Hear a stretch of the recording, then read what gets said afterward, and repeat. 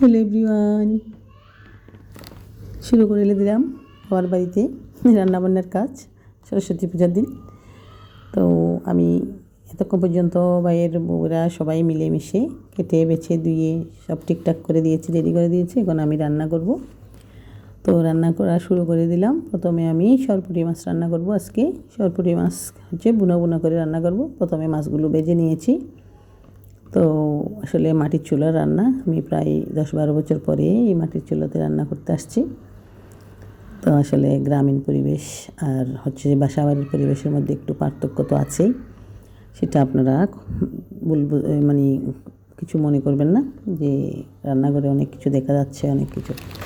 তো আসলে লাকড়ির চুলা, আমি আগুনের ব্যালেন্সটা ঠিক করে রাখতে পারি নাই, কারণ বাম হাতে আমি ভিডিও করতেছি।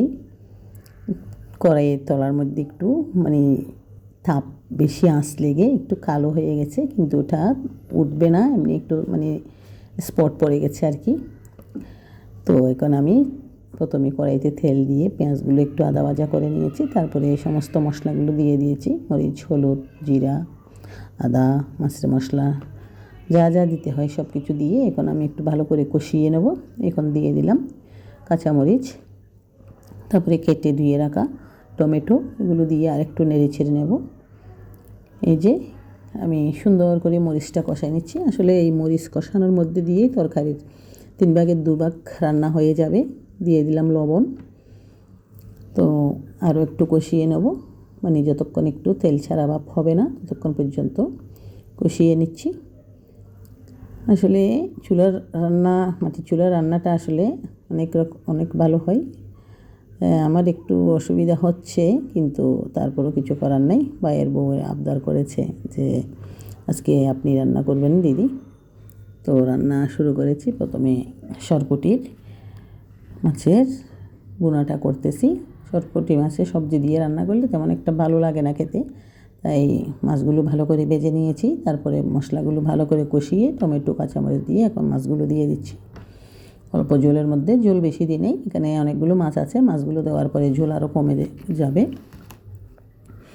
সব মাছ আমি এক এক করে দিয়ে দিলাম।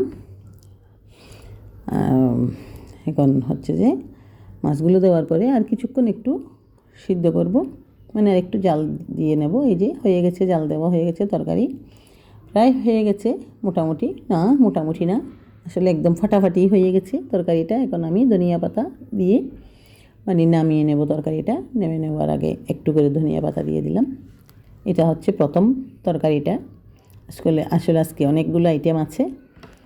তো প্রথমে আমি এই তরকারিটা নামিয়ে নিলাম, তারপর আরেকটা তরকারি রান্না করব। ধন্যবাদ সবাইকে এতক্ষণ সঙ্গে থাকার জন্য। ভালো লাগলে লাইক কমেন্ট করবেন। অসংখ্য ধন্যবাদ।